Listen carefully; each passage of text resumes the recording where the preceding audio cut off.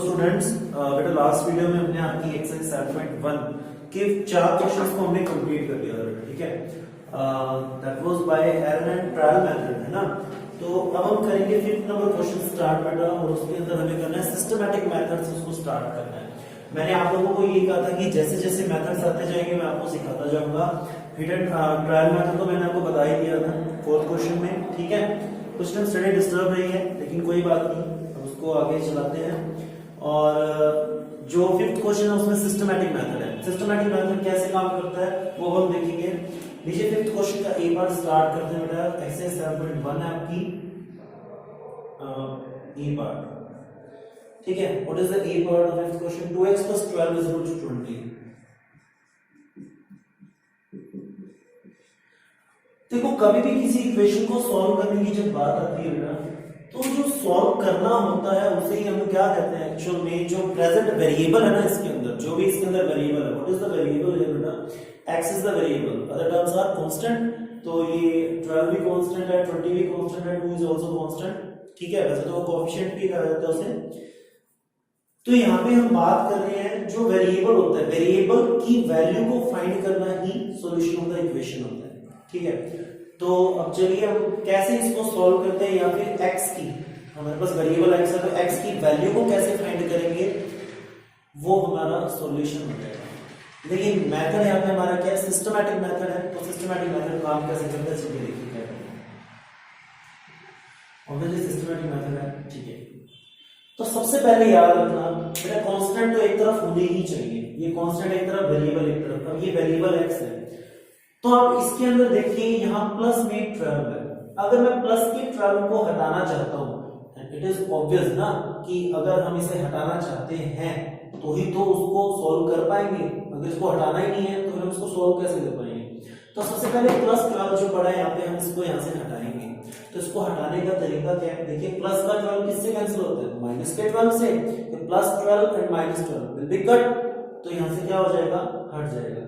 लेकिन आपको मैंने एक और चीज बताई थी, equation is like a weighing pan. Equation क्या होती है? वेइंग पैन की तरह होती है। जो मैं इधर ऐड कर रहा हूं वही मुझे उधर ऐड करना पड़ेगा, जो मैं इधर सब्ट्रैक्ट कर रहा हूं वही मुझे उधर सब्ट्रैक्ट करना पड़ेगा। समझ रहे हो आप? ठीक है। तो मुझे इसको कैसे करना है ये देखना है। तो प्लस 12 को कैंसिल करेगा माइनस 12। इट मींस मैं यहाँ पे 12 को माइनस करने वाला हूँ LHS में, और जो LHS में होगा वो बेटा वो सेम का सेम किधर होने वाला है? RHS में। ये तो सीधी सी बात है ना। चलिए बस माइनस करना है और कुछ नहीं करना। लीजिए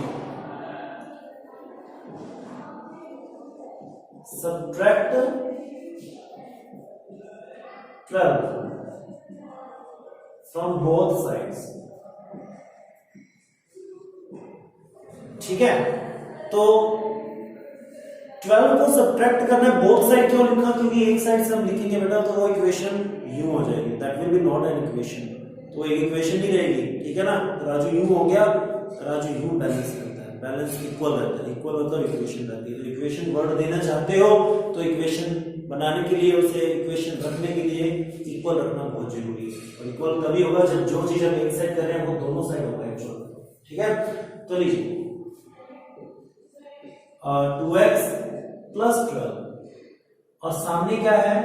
20। तो भाई इधर की LHS में से मैंने क्या कर दिया? 12 माइनस कर दिया। और अगर इधर माइनस किया है तो भाई इधर भी क्या करेंगे? माइनस तो करेंगे ही करेंगे। अब तो कुछ भी नहीं करना है। और 12 से 12 क्या हो गया बेटा?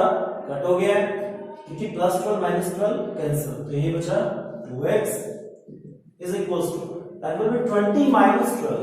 Okay, 20 - 12 will be 8. लीजिए चलिए यहां तक सॉल्व हो गया। तो अब हम क्या करने वाले हैं? अब देखिए 2 मल्टीप्लाई में है। अब 2 मल्टीप्लाई में है, x से 2 को हटाना है तो जो मल्टीप्लाई में उसको डिवाइड में लगा दो, कट हो जाएगा। तो भाई सीधी सी बात है, divide by 2 both side, divide both sides, divide both sides by 2 से डिवाइड करते हैं। तो भाई अब क्या करना है? तो 2x divide bye 2 and 8 divide by 2। क्योंकि दोनों साइड को ही करना है तो दोनों साइड को ही करना है भाई, ये याद रखना है, ठीक है ना। तो लीजिए भाई 2 से 2 cancel, this will be x। भाई 8 किससे कट होता है? 2 के टेबल में 8 कहां तक आता है? 4। तो लीजिए भाई x की वैल्यू आपकी क्या आ गई बेटा? 4। और मैंने आपको यही कहा था कि अगर x की वैल्यू जो भी रहेगी that will be the solution of that equation. वही हमारा क्या होगा? सॉल्यूशन ऑफ द इक्वेशन होगा। तो समझ आया आपको? बहुत ही सिंपल तरीके से। That's why it is called, देखिए सिस्टमैटिक मेथड चल रहा है बिल्कुल, that is called as a systematic method. You got it? Systematic method. A lot of methods are there, है ना? तो इसको सिस्टमैटिक मेथड हम क्यों कह रहे हैं? क्योंकि एक सिस्टमैटिक वे में चल रहे हैं, ठीक है? तो इसीलिए इसको हमने क्या कह दिया है? सिस्टमैटिक मेथड कह दिया है। तो लीजिए अब हम नेक्स्ट क्वेश्चन की ओर, पहले आप नोट कर लीजिए इसे।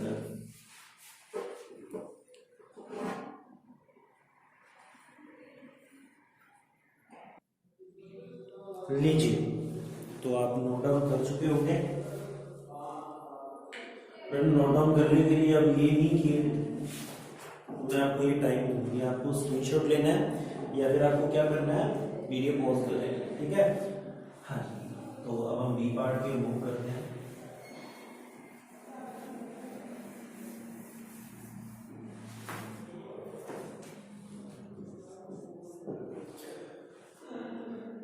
Three y minus 4 is equal to 16।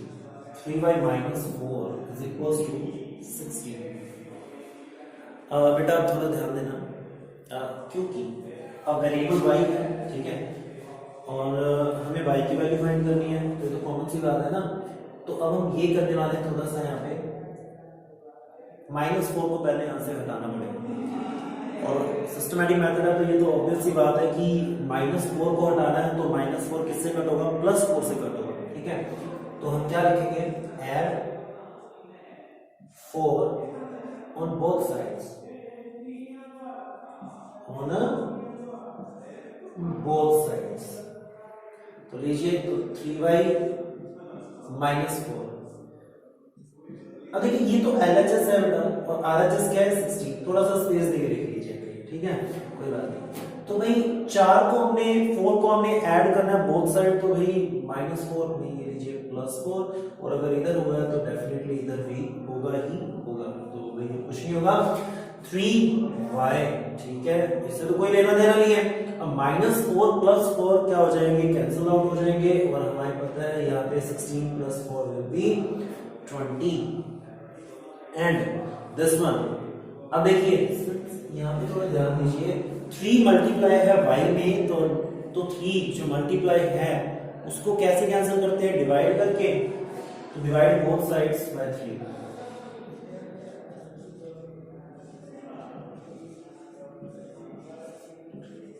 ठीक है, बोथ साइड्स बाय 3। तो ये हो जाएगा 3y डिवाइड बाय 3 और 20 डिवाइड बाय 3। 3 से 3 cut, y is equal to 20 divide bye.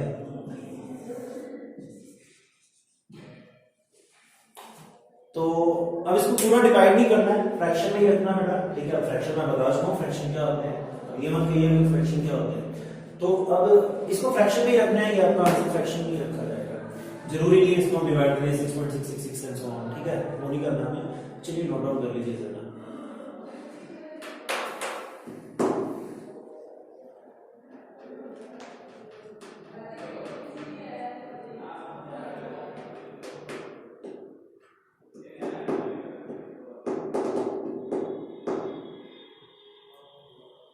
चलिए सी पार्ट की ओर मूव करते हैं।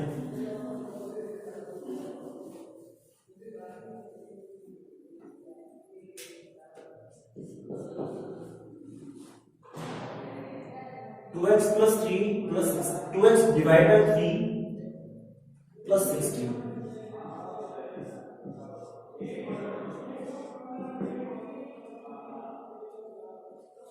Is equals to 30। अब ये थोड़ा ऐसा लग रहा होगा ये क्या आ गया मेरे सामने, है ना? नहीं डरना नहीं, वही सेम कहानी, उधर मल्टीप्लाई और डिवाइड वालों को उधर रखो एक बार। भाई प्लस का 16 है, प्लस के 16 को सीधी सी बात, कोई टेंशन। तो भाई क्या लिखेंगे? सब्ट्रैक्ट। प्लस 16 है तो माइनस 16 से हटेगा, तो 16 माइनस करना पड़ेगा दोनों साइड से। तो लीजिए सब्ट्रैक्ट 16 फ्रॉम बोथ साइड। ये थोड़ा ध्यान रखना है, फ्रॉम बोथ साइड, दोनों साइड में से माइनस करना है, ठीक है। 16 फ्रॉम बोथ साइड्स, ठीक है। तो क्या लिखेंगे भाई, एलएचएस वैसे का वैसे लिखो ना, जैसे है दोनों साइड से माइनस करना है तो बाद में कर देंगे भाई, लीजिए और स्पेस दे दीजिए जो माइनस करना है ना, आगे क्या है 30, तो माइनस करना है दोनों साइड से, लीजिए भाई माइनस, लीजिए भाई माइनस, तो भाई 16 माइनस 16 विल बी कैंसल्ड, तो 2x बाय 3 हो गया इज इक्वल्स 30 माइनस, यहाँ दो, यहाँ ध्यान देना 16 से 16 कट होके इतना ही बच गया, ठीक है, तो कट हो चुका क्वेश्चन। 30 माइनस 16 विल बी 14, ठीक है, यहाँ तक हो गया। अब मेरी बात सुनिए, यहाँ थोड़ा ध्यान देने वाली बात है भाई, एक तो 2 मल्टीप्लाई में है और 3 इनके डिवाइड में है, तो डिवाइड वाले को हटाने के लिए मल्टीप्लाई करना पड़ेगा और मल्टीप्लाई वाले को हटाने के लिए डिवाइड करना पड़ेगा। हटाना दोनों को जरूरी है क्योंकि वैल्यू किसकी चाहिए, x की, और दोनों ही इसके जो हमारे कांस्टेंट्स हैं, एक मल्टीप्लाई में है एक डिवाइड में है, तो दोनों को हटाना जरूरी है। तो भाई हम क्या करेंगे, पहले मैं 3 को हटा रहा हूं, डिवाइड में है तो इसी से क्या कर दो, मल्टीप्लाई कर दो, ठीक है। Multiply by 3 both side, multiply by 3 both sides,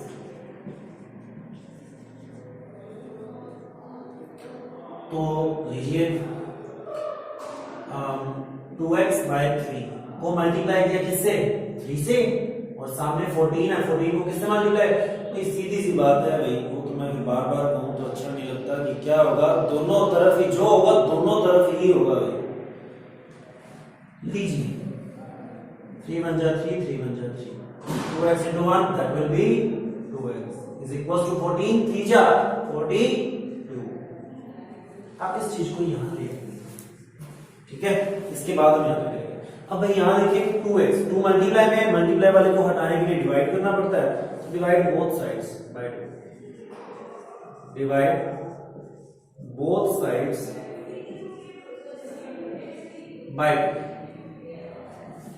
तो लीजिए 2x by 2 is equals to 42 by 2, तो 2 से तो 2 हो गया कैंसिल, लीजिए x, अब भाई 42 के डिवाइड में 2 है, that will be 21, so this will be your answer, ठीक है। अब मेरी बात सुनिए, सिस्टमैटिक मेथड, फिर वही बहुत ही सिस्टमैटिक वे में चलना पड़ रहा है ना, that's why we called it a systematic method, ठीक है। तो नोट कर लीजिए, नेक्स्ट हम करते हैं D part.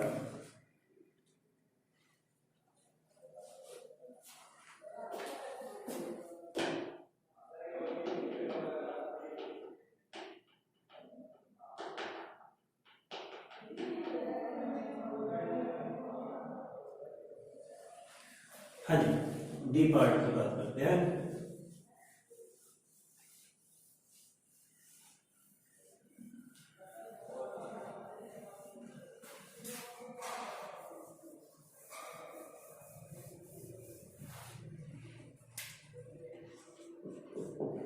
What is D part?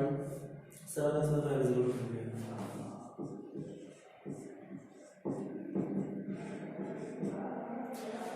वही सेम कहानी है, एक मल्टीप्लाई में एक डिवाइड में, तो डिवाइड वाले को हटाने के लिए मल्टीप्लाई और मल्टीप्लाई वाले को हटाने के लिए डिवाइड। तो बस सबसे पहले 5 को हटाना है, मल्टीप्लाई, क्योंकि 5 डिवाइड में है तो मल्टीप्लाई में, मल्टीप्लाई बाय 5 बोथ साइड्स, लीजिए तो 7x डिवाइड बाय 5, तो ही मल्टीप्लाई किससे किया, 5 से, इज इक्वल्स टू 25, भाई ये भी किससे मल्टीप्लाई होगा, 5 से। जो चीज एक तरफ है वो दूसरी तरफ होनी ही होनी है, ठीक है, क्योंकि हमें उसको क्या बना के रखना है, इक्वेशन। तो 5 से 5 कैंसल, ये बनेगा भाई 7x, 25 5 जब 125, लीजिए ना। अब भाई 7 मल्टीप्लाई में है, जो मल्टीप्लाई है उसको क्या करते हो, डिवाइड, तो divide both sides bye 7, divide both sides bye 7, तो 7x divide by 7, 125 divide by 7। तो ये 7 से 7 कट हो गया x, और ये बन गया 125 डिवाइड बाय 7। ये लीजिए, ये आपका क्या हो जाएगा आंसर। फिर से मैं कह रहा हूं, इसको क्या रखना है बेटा, फ्रैक्शन में रखना है। इसको हमने क्या रखना है, फ्रैक्शन में रखना है, ठीक है, फ्रैक्शन में ही रखना है। तो ये हमारा फिफ्थ का डी पार्ट कंप्लीट हो गया है। ये बाकी क्वेश्चन हम कल करेंगे बेटा, ठीक है। आप ये क्वेश्चन नोट कर लीजिए और इसको कंप्लीट कर लीजिएगा। तब तक के लिए बेटा हैव अ नाइस डे।